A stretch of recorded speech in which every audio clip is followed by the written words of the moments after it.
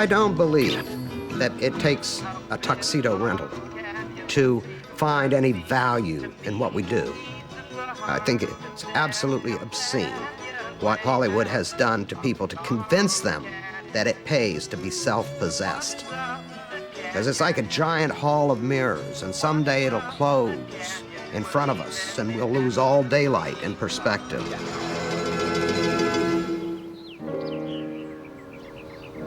I came west to Hollywood. In terms of time, the only thing that I realize is when I changed the tempo, it wasn't 196. I slowed it down to do clean four.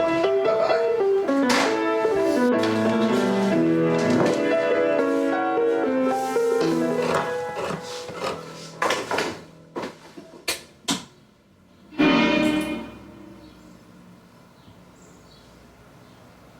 That's a good note. It's very expensive. Dyke Parks. Beethoven.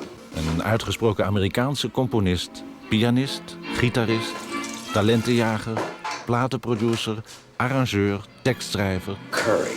Voor wereldberoemde artiesten als Cooder, Randy Newman, Joni Mitchell, Little Feat en The Beach Boys. Nice. I get my recipe out of The Joy of Cooking. My daughter's cookbook. En nu staat hij in de keuken een currysoepje te koken.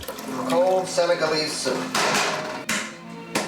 Zijn vrouw Sally is er ook, maar zij en zijn kinderen willen liever niet worden gefilmd.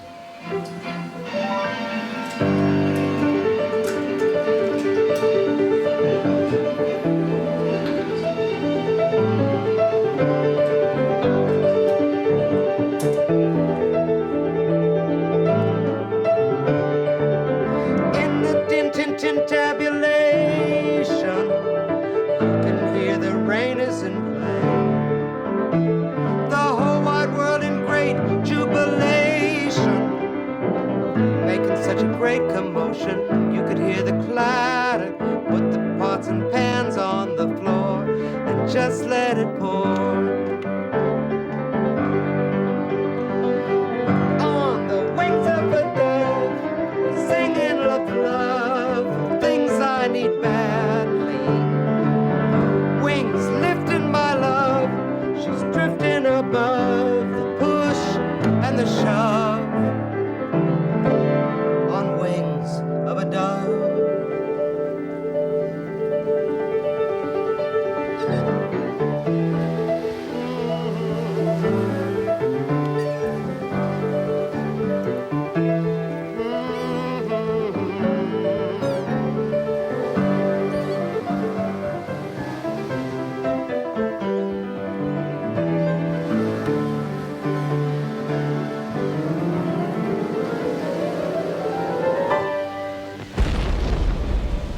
Parks houdt van Amerika. Al in de 17e eeuw strijken zijn Hollandse en Engelse voorouders neer in het land van de grote belofte.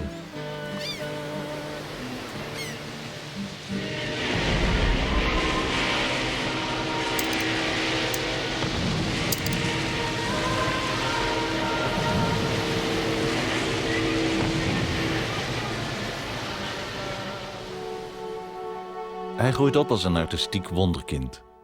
Al op zijn 4e speelt hij klarinet, zingt hij niet veel later in een beroemd jongenskoor, speelt hij als kindster op Broadway en staat hij in Hollywood met Grace Kelly op de filmset. At the time I gained any consciousness at all, I knew I would be only interested in music. Music can be an obsession. It has been with me. An inescapable fascination with music at all times. That isn't to say that I consider myself a great musician. I'm not. I work hard. I work very hard, and with a great deal of effort, I can make some interesting events happen. And I would say, I don't know, there might be some people that disagree with this, but I would say I am as good as my opportunity.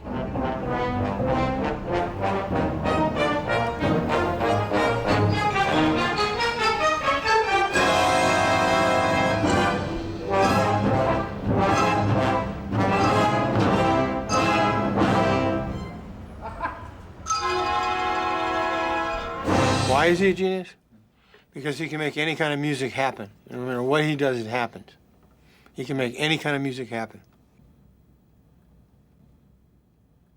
I want to say one more thing, that if you want to hear me and Van Dyke playing well together, you listen to Get Rhythm, that record that I made, that he played piano on that, and he is great on that.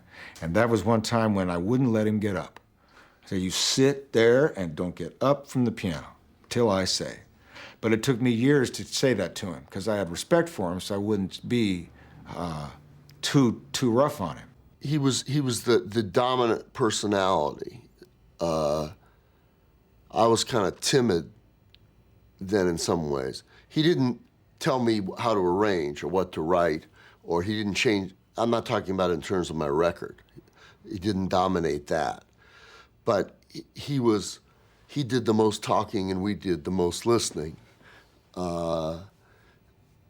Because he was brilliant. And yet he was discursive, you know. He'd wander, and you'd follow him, and maybe he said something profound, but we didn't know. You know? Van Dyke will almost never just sort of do this, you know. I mean, how many songs sort of do this? If Van Dyke wrote the song, it would be like.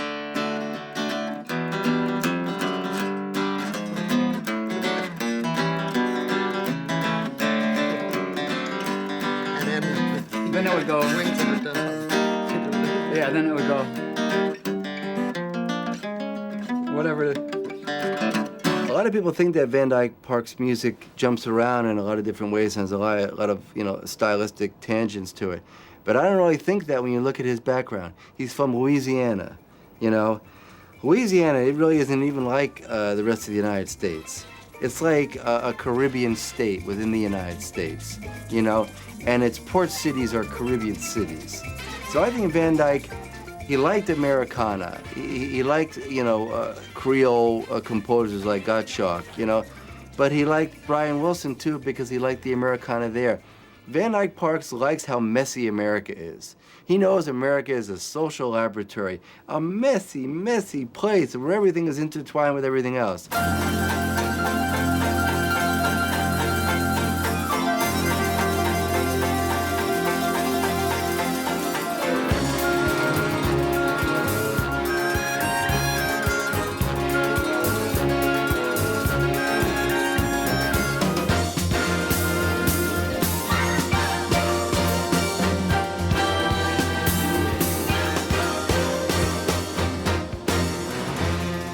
But it was obvious to me that I didn't have to approve of people. I don't want people to be like me. I seek my company in disagreement. I think it's important to do that. Go out, test your philosophy if you have one, if you ever think of such things. I like abstract thought, and I'm not afraid of it. And right here on this corner of Santa Monica and Doheny is the world-famous Troubadour, where a lot of young musicians got their start. I performed here in 1963 with my brother. We got $750 a week. That was a lot of money in those days.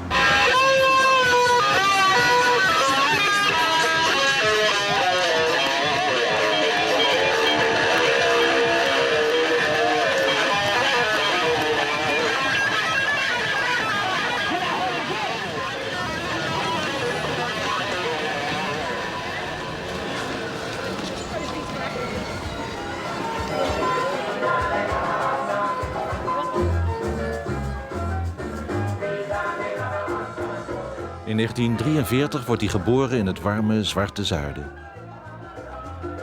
Hij groeit op in Hattiesburg, Mississippi, als de jongste van 4 zoons in een geborgen liberaal gezin. Thuis is er altijd muziek. Klassiek, maar ook de Mississippi Blues en de Calypso uit Trinidad. I believe I could have been a bird. I tell myself that when I'm alone. I tell myself that David actually asked me to be in the birds. I could have been in all the blinking lights, but I didn't think that that was cool, the blinking lights, the screaming girls, the page boy haircuts. I really wanted to be off camera as much as I do now. Yeah, why? Well, because, there are plenty of of morality tales to support this. In American folklore, we say, Brer Fox, he lie low. You know, the fox lies low. You know, he's thinking about it. He doesn't pronounce himself like the rabbit. The rabbit comes out and makes a fool of himself. It's so obvious that he's not going to live to tell the tale. Look in here. You can't see in here, I don't think, to the naked eye, but there's a bar in here, and this bar is the same as it was in 1963. It was here that I'd sit in here with people like Jim Morrison or Janis Joplin or, oh, darn it, you name it. It was here. Dave Crosby asked me if I wanted to be in the Byrds in this bar.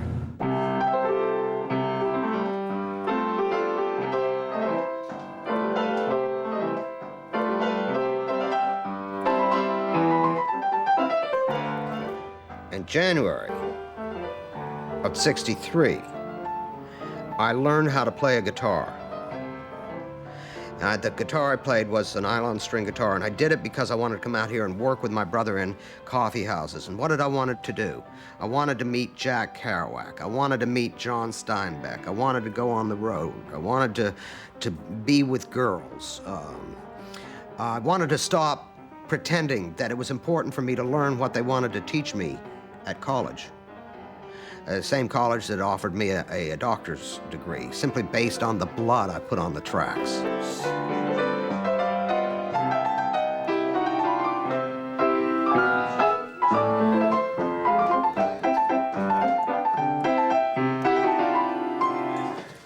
If you look over here to the west, you'll see the city limit. So this nexus is between old Hollywood and the hippies plasticos beyond, the plastic hippies who used to come here and listen to us sing folk music. And I just got in on the end of the beat era. I knew beatniks, and we read beat poetry and discussed Karl Marx and the Industrial Revolution, socialism, communism, capitalism, every ism that was ever built. It was a magnificent olio of politically tuned young people looking for a way out of a war. And this is where we fought our battles to do it, at the Troubadour.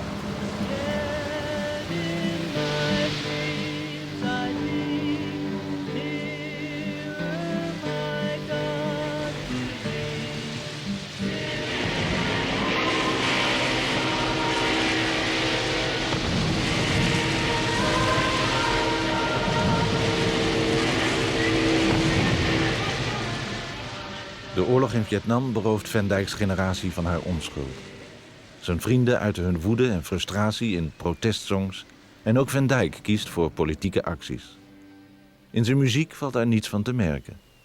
Geen enkele woede, eerder een soort nostalgisch verlangen naar een Amerika dat nog onschuldig en ongerept was. Wonderful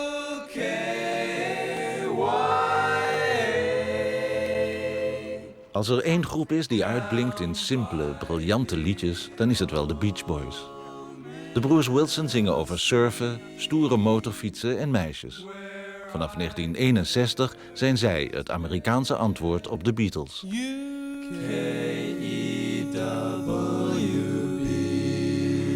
Let's all have it for the fabulous Beach Boys.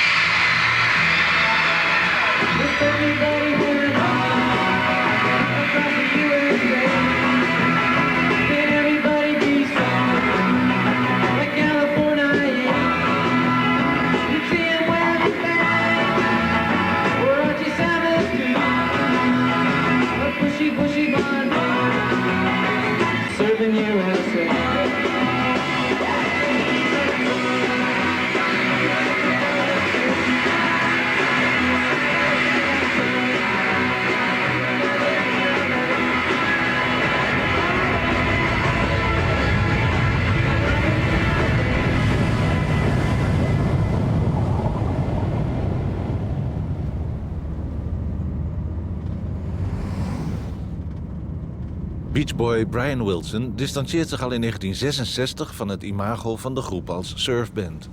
Hij wil iets anders.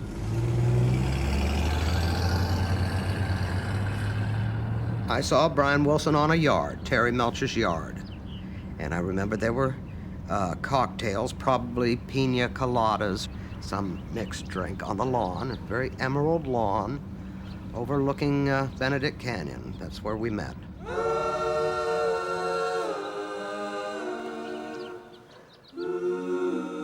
He was the single most influential person in the world in music at that moment. Brian Wilson was on the top of the heap as an individual. You remember that Lennon and McCartney, they were two of them, see? They kept the other two guys around. But Lennon and McCartney had so much, but working on a buddy system is a lot of fun, you know? It's like you can like trade, you know, good cop, bad cop, and the Beatles had it. And I certainly never felt that I could bring Brian anything, really. You know, I just got on my little Yamaha motorcycle and I drove up to that house and started to work for him. And he got a lot of bang for the buck. I did a good job for him.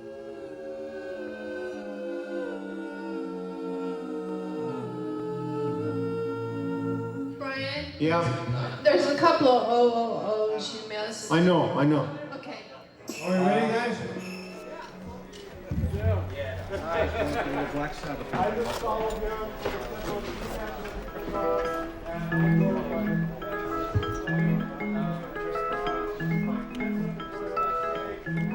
Yeah, I met him at Terry Melcher's house in 1965. And I heard him talking to some people. He had a very unusual way of talking, very creative figure of speech. So I thought maybe he'd be a good lyricist for me. So we just tried it out and it worked. We got together and we just started writing songs. We worked on some stuff which is terrific. We had done Heroes and Villains. I'd written the words of those. And the one that, of course, is famous is Surf's Up. Surf's Up. Surf's Up is the one for me. Because it's a great song. It's a Surf's Up.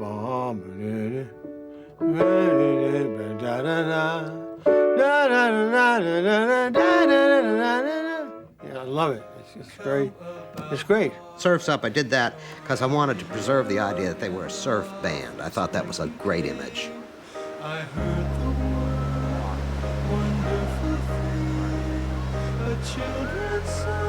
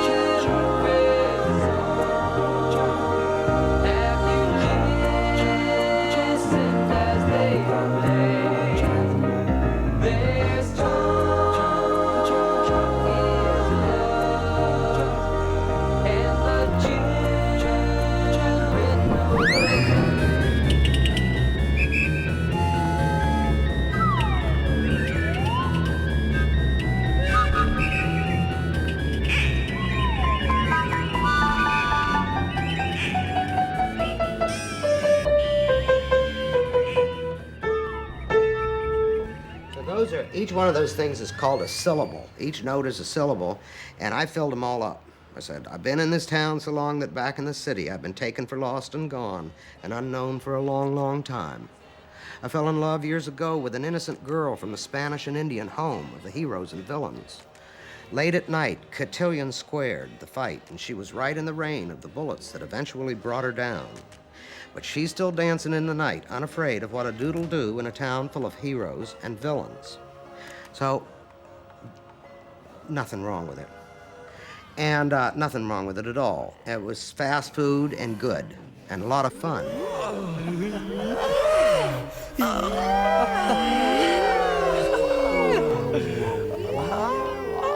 De LP Smile is een ambitieus project. Het moet een sacrale symfonie worden, vol ingewikkelde arrangementen en uitzinnige teksten. Voor Brian Wilson is Van Dyke Parks met zijn klassieke opleiding en zijn speels en intelligent gebruik van de taal de gedroomde mede-auteur. Maar de rest van de groep is na terugkomst van een Europese tournee aanzienlijk minder enthousiast. Van Dyke is a very, very strong person that knows what he wants. And they probably had some artistic rubs with each other. But I think that made for some great music, because, you know, there's compromises sometimes. But then I think there was business. I think the guys came back, the Beach Boys came back, and you know, from Hot Rods and Cheeseburgers to California Girls to Van Dyke's lyrics were very hard for Mike Love to do. And I think performing the stuff live would have been a real bitch, too. You're under arrest! My children were raised, you know, they suddenly rise, they started slow. A lot of their composing together couldn't involve the band in the way that the Beach Boys would handle, you know, individual voicings and harmonic arrangements and stuff like that. So Brian had to do it himself. And it really became a Brian Wilson solo record, or a true collaboration with Van Dyke. There's no room for the Beach Boys to get in. Brian actually was going to get outside the parameters of the rules, going to raise the bar, kind of get a little rebellious because he'd been working so hard for all these other guys, for this group. He wanted a chance to fulfill his destiny, which was to work alone, really. And I happened to be the guy who brought in some words. Well, Mike Love was co-writer on all these songs, and all of a sudden, he's got a new co-writer, and they're very strange songs. There's no getting the crowd up and dancing, you know. The purpose is we were on drugs. I was taking a lot of marijuana, and what's that other drug called? Hashish. And we were all stoned. And we did these little fragments, little 30-second pieces of music, you know, when we were stoned. And I can't even remember doing it. All I know is I don't think it's appropriate music for the Beach Boys, you know. Brian Wilson had a nervous breakdown when I sensed that too much was being asked of him. I actually retired. I left rather than make his life one of a defensive position. I did not want him to have to defend what we were doing together. I think he was stronger emotionally than Brian was, but I think it wounded his spirit because his influence on Brian, professionally and otherwise, was called into question, like, is he a good person for Brian to be associating with musically and this and that, these kinds of things. So I think it was very hurtful for Van Dyke that he was giving Brian his best, and that, you know, the incomplete status of this big project, you know, would, you know, put his talents, you know, under a shadow of some kind, under a cloud of some kind. So I think that was really hard. You know, that feeling of not being wanted, and the pressure from Brian's brothers, this band, I think it all affected. And I think there's a certain point where Van Dyke said, I don't need this, you know, it's not worth it.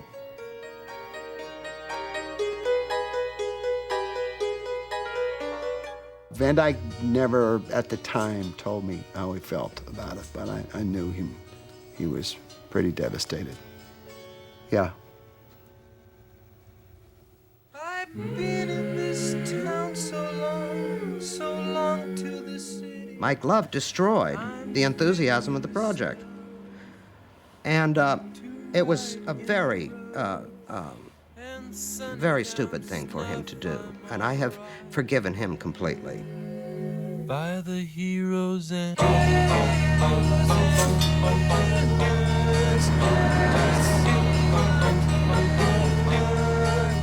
Het album Smiley Smile is het enige dat overblijft van de samenwerking tussen Van Dyke Parks en Brian Wilson.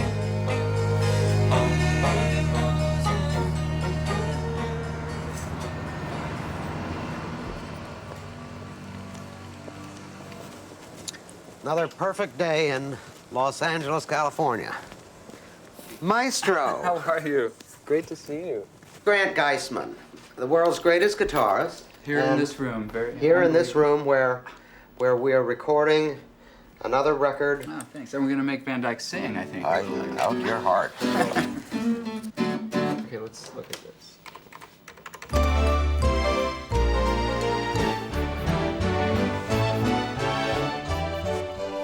Good music, you think about the artist and think, "Ooh, boy, they did such a good job. You know, it's such a well-made record." But great music, you don't think about the artist, you think about yourself. Let's have more guitars. More? Yeah, guitar solo. I start to think, how do I feel about life? You know, what kind of a person am I? And a little more woodwinds. That's when you know you're listening to great music. It's so good that you're transported, you know, to a place in your better self, in the same way the artist was transported to that place.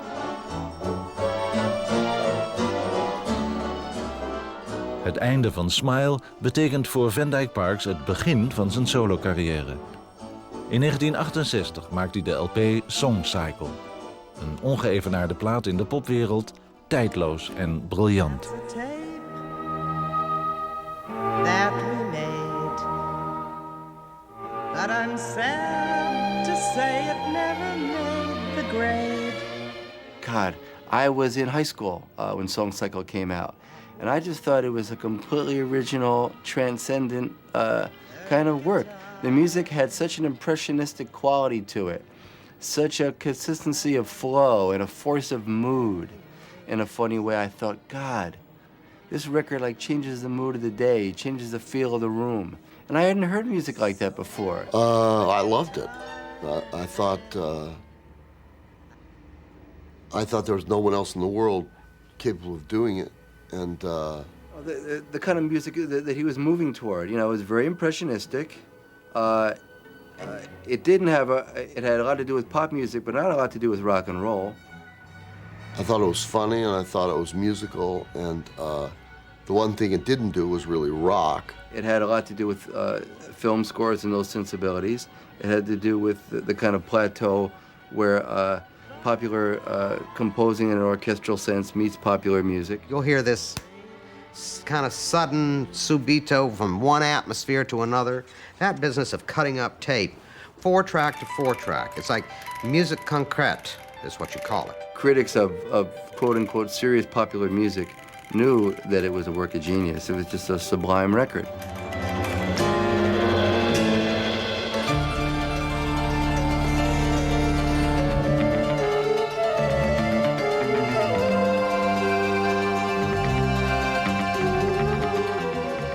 Combination of organized and totally disorganized events. That's a tape that we made, but I'm sad to say it never made the grade. Het openingsnummer van Song Cycle, Vine Street, is geschreven door een goede vriend. I wrote it for him, you know. It's a hard song to sing, you know. I had a different beginning. Anita, I love you. I need some sympathy. Anita, come see about me. It was equally bad as what he put on the front. And then this Vine Street. We used to live here, boys. We used to live there on Vine Street. She made perfume in the back of the room, and me and my group would sit out on the stoop and we'd play the song she liked best to have us play. It's about a guy with a band in Hollywood, as I imagined it, trying to get started and didn't really make it, but he's remembering it, you know. Randy Newman is from a privileged Beverly Hills family, and he recognized that I was musical, and I recognized that he was inevitable. The crack of the backbeat on Vine Street. I just thought it was a good song for him because he was really, came here from somewhere else, and he was sort of part of Hollywood music scene. He was a session player when he wanted to be. You know, he's living on Fountain, and I was still at home, you know, I mean, or I just got married, same thing. So secure away with things to say that the people would pay to hear us play. And this is what I liked, away from the braggadocio, the sense of bragging and so forth. The arena rock was being built and other revolting, expansive, narcissistic exercises in music, and you run into something like Randy Newman, this is a big deal. You know, see? we both wanted to be in the Rolling Stones, and it made us bitter. Yeah. And I've managed, you know, to contain it, and Van Dyke now has let the cat out of the bag. We were going to be in Led Zeppelin, 5-man group. You know, they're going to be keyboards like talk. Emerson, Lake, and I have Palmer. nothing to say, but I'm going to say it anyway. He should talk. Yeah, that's right. He should talk. You know, in my case, if I may speak of myself in your presence, I sort of consider, I mean, I was trying to sell records. I think we all were. I mean, weren't doing it for fun or to make the history books, you know. I mean, I consider my career sort of a failure, you know, in the major sense that I tried to, you know, I'd think, oh, this might be a hit, you know. And I know that Van Dyke considers himself a failure also. I don't. But I mean, No, everybody else does for me. That's the difference. We were never embraced by the public, and you know what? I wanted to be anyway.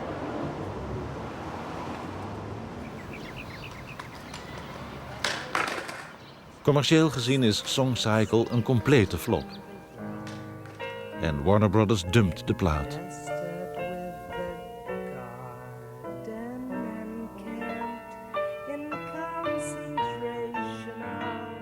Maar in 1970 wordt Van Dyke door datzelfde Warner Brothers gevraagd om hoofd te worden van hun audiovisuele afdeling.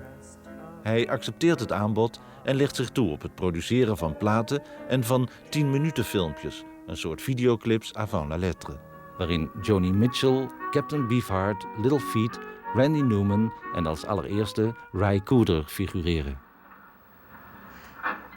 Ry comes out, I tell him, he said, what do I say? I say, you tell me. So I said, that's it. Say, you tell me. Man,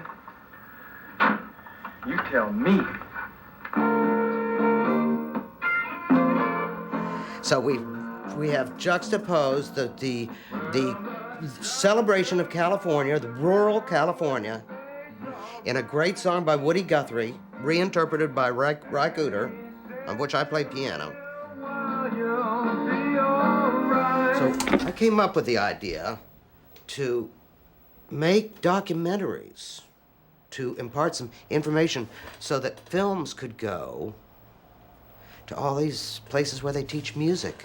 And also as a new revenue stream for the recording artist who doesn't want to take a lot of drugs and go out on the road and be adored by girls all the time. In other words, I was looking for some way out of this dilemma of how can people stay alive and get residuals even. So I developed a residual stream to support musicians and their families so that they could be serious about their music if they wanted to be. I did my first show. I worry about things going wrong, things breaking, people forgetting their lines, me not singing so well, maybe. That's what went on. It's very modest. There's me with Mo Austin, and that's Mo, that's me. There's Randy. There's Ry. There's, what's his name? There's Ry and Susan. He was so nervous. I ended up in the corner. I ended up in the corner. Sitting around in the corner and trying to get out of everybody's way. And now there's Ry. If you haven't got the do-re-mi, Woody Guthrie. There's up the neck of the bottle. There's Richie Hayward's hands. There's Parks, the pianist, the brunette. I remember that wedding. That was a different situation, different life, different wife. Where's the wedding ring? Drives me nuts to see it. There it is. I saw it flash. Van Dyke knew a lot. When I first met him, he already knew quite a lot. The guy has trained in classical, you trained in orchestration, you trained in music structure, quite a background. So this gave him resources. So then when you sit down on the little pop date, the little 3-chord pop date, he's got this entire thing that he's able to bring in. So it gave him a kind of a palette, you might say, to paint from, see. And I had not gone to music school, and I didn't know one chord from another, and I couldn't tell you what an augmented ninth was. I still don't know. But he did know this, and so he would say, look, instead of doing this, do this. And you'll open up the sound, or you will enlarge the chord, or it'll be more rhythmically interesting. And I would go, wow, okay, okay. And sometimes he'd lead me through some stuff on the instruments, you know, and I'd go, I can't stand this, it's too hard for me. What you're saying here is ridiculously difficult. But he'd say, well, just do it, okay. Well, you can't turn him down because you know he's probably right. And then you get done with something, one of these things we would spend hours on, we'd sit there and listen and say it's no good. But it was quite a process. Ah, yikes. Help. Okay, 124. Oh, okay. Just punch in. Just sort of. Coolness, Grant. Sounds great. You know what I was thinking? It's a guess. I'm thinking that it would be good, and it's minor stuff. It would be good to have no rhythm on 98. Are you in a position right now to create what you want? Me? Yeah, for you both. yeah. You're first. Oh, Jesus. No, you first. I mean, it's your thing. I was just afraid you're going to start talking about Moon Men again. I like to go after you so I can kind of clean things up. Okay. You know, it's like Molly took a crap in the car. I'll take care of everything. You know, it's always nice to be in a remedial position. With songs, I guess I'm doing what I want. Yeah. I mean, it's rock, you know, sort of rock and roll. Like, I don't know what I would have done if, you know, I'm doing what I want. No one tells me what to do. With movies, I do what I want within the parameters set by the movie itself.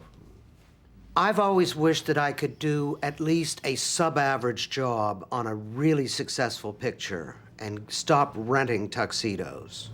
That's what I wish.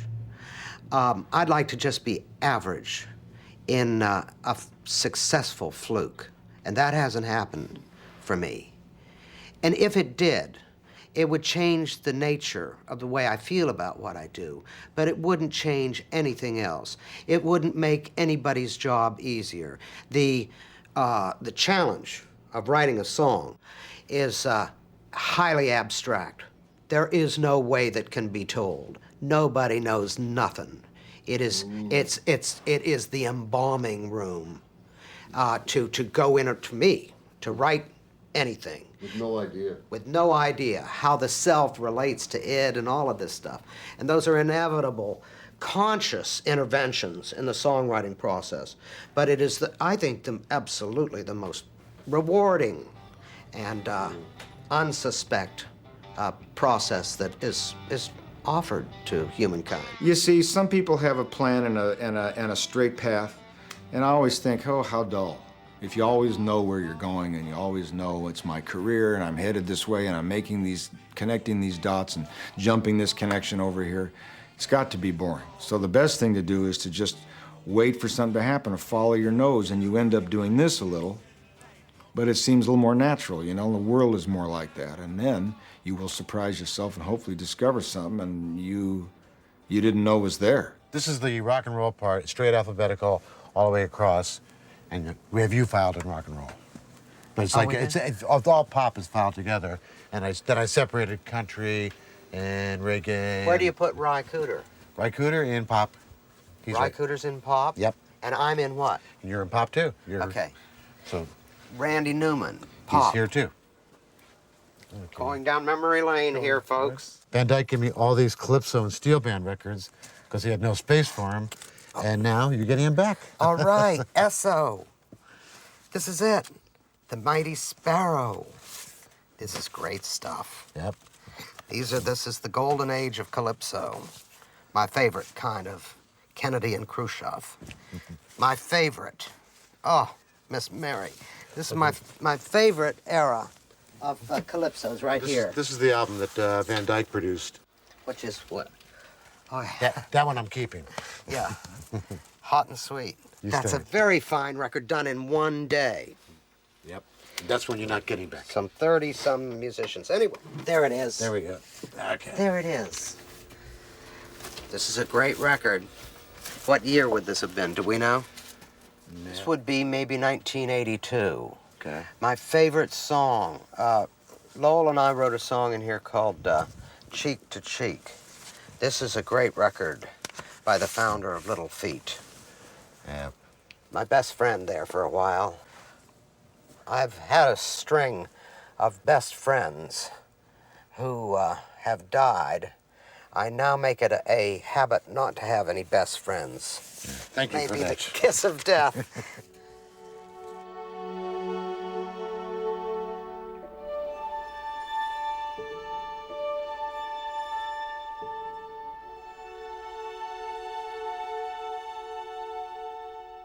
In 1984 wordt het album Jump uitgebracht samen met een gelijknamig kinderboek. Het is Van Dyke's bewerking van oude slavenverhalen uit het zuiden van de Verenigde Staten. De hoofdrol is voor Brother Rabbit, een als mens aangekleed konijn dat vanuit zijn zelfgegraven holletje de hele wereld te slim af is. Van Dyke's work can sound childlike, not childish, but it can sound childlike. And it seems innocent, except it's sad, you know, because it's wounded by how hard life is. You know, it's not completely open like everything's going to be great. Today's going to be a wonderful day without blemish. There's a knowledge of death and limitations and sadness and betrayal and disappointment in Van Dyke's work. But that's what chokes you up. You say, God, this guy knows, but still he's going to rise from his bed and make the best of the situation. America, America, God shed his light on thee and crown thy good with brotherhood from sea to shining sea. Above the fruited plain, purple mountains' majesty. There are the purple mountains right there. Everybody dreams about them who comes here and sees them. The reason I like this particular picture, Same Old Paradise by Alexis Smith, the reason I like this is because it's intensely personal. He has anecdotes, close up, and this highway, which you'll notice, transmutes into a serpent. And you see that all over California with the despoliation of the most beautiful farmland in the world.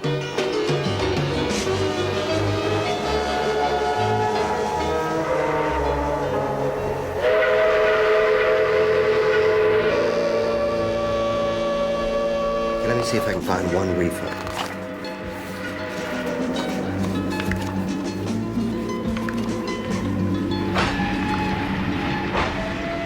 Capture attitudes. I mean, I was astounded as a musician to see this work. I've been called schizophrenic in my work, and I've been around some hardcore schizophrenics. And I would say notably Brian Wilson.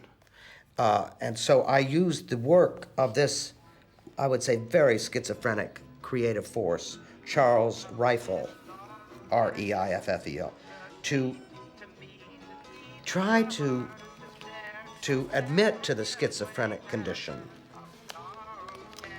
The man is courageous enough to admit to his highly impressionistic or to his madness. He's pursuing his madness. He's finding what takes him away from the norm of other painters, and he does it beautifully. This is absolutely rhapsodic, very successful, tumultuous work from 1930. San Diego waterfront there in that business. This guy traveled around. But I did use Reifel to illustrate a piece called Hold Back Time that Brian sang on Orange Crate Art.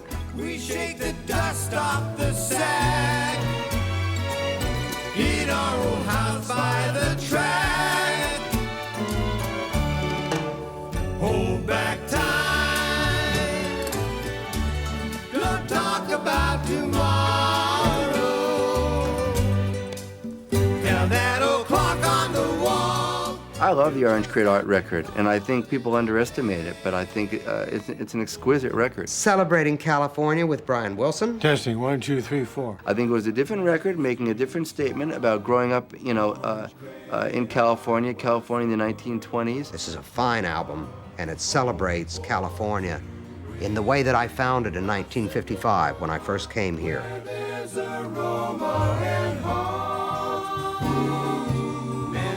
It's a beautiful record about the heritage that was Brian Wilson's, because his family was a pioneer family. They moved to Southern California, you know, in the early 1900s.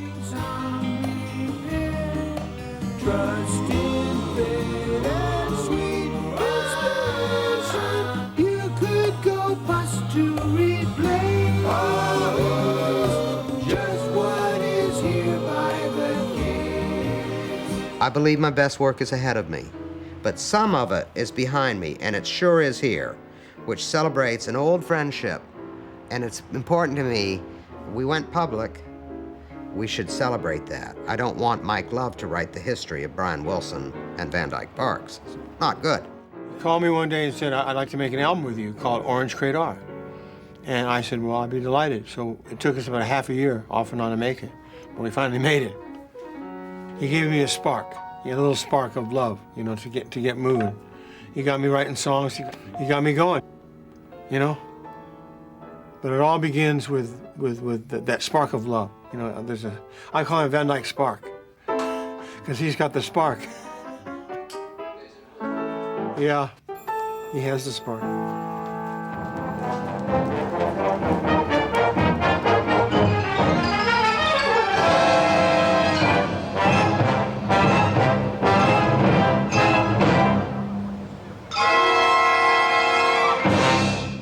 Voor het eerst sinds de jaren 60 durft Brian Wilson weer op te treden. Van Dyke Parks schreef de arrangementen voor het openingsnummer van de Pet Sounds Symphonic Tour.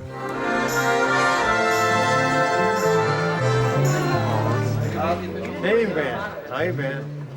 I'm going home. Are you? I just came to hear Charles and to say hi. Hi. Hey, Mike. Sounds great. Okay, Van. See you in L.A. Okay, Van.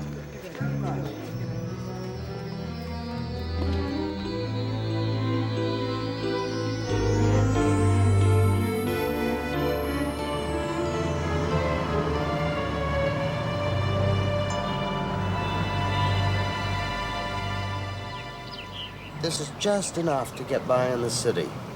You see, we have hummingbirds. I have them all year. They depend on me. That's a bad thing. Not to be done. That's Bambi. If you look up there, you'll see pear blossoms. It's springtime in California. I can hear one of the hummingbirds in the traffic.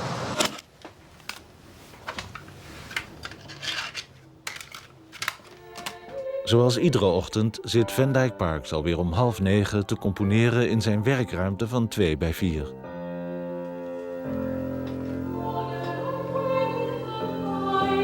Funny the things we forget. The little moments we tuck away inside our minds. Het liefst schrijft hij voor zichzelf, maar meestal zijn het film- en televisieopdrachten. And that's what I do for a living. That's how I pay for my children's college and my food and to live in a home. And I want to tell you why I am who I am on this. This is a very musicological observation, really. The business about reacting rather than creating. It's good to get something, whether in the shower or taking out the garbage. My wife says, take out the garbage, Ludwig. So I take out the garbage. I think about music. But I'm reacting to what it is that might occur to me. It's nothing of my own design. I'm not sui generis. I'm not a creator. This is why I turn to God. It's a good word. By the way, Harry Nelson used it. Good for God, he said. It's just a convenience to use that word. I prefer to use that word. And so I get my ideas from another place. And arranging is reactive. And film scoring is reactive. And I've found my briar patch, like Brer Rabbit. I found the place where I needn't compete, by being a reactive force and enjoying it in the arts and being a part of the popular arts has been a life of ecstasy, which will continue to the day I die. And the meek will inherit the earth in our time.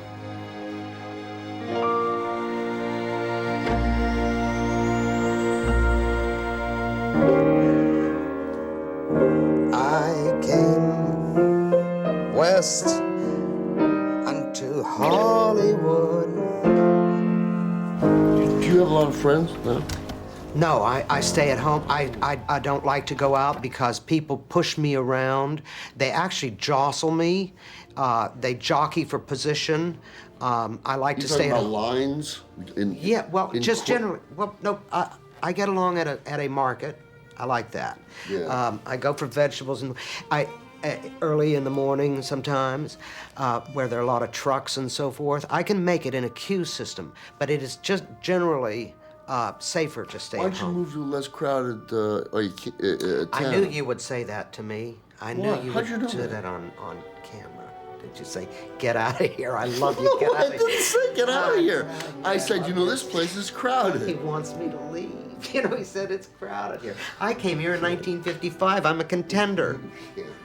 I know. It's awful. Thanks a lot. Does not accept it. Thank you, Randy. Thank you. Thank you. I think we've done enough damage here. Do you remember the time you were kidnapped and like ended up in some bushes with a needle in your arm? And I had to come there. You know, I'm sorry that came we there have to and, go now, but Mr. Newman needs his medication. I remember that giant And this has bowel been movement. a really We came in the great studio and there's been this moment band for in us there. all. And it's a And really an there was honorable enormous family. And I want to bowel tell you, movement. We to said, live "Who is with a this? man who What kind has of a man could have done this?" a schizophrenic thing, ladies and gentlemen, it's sad.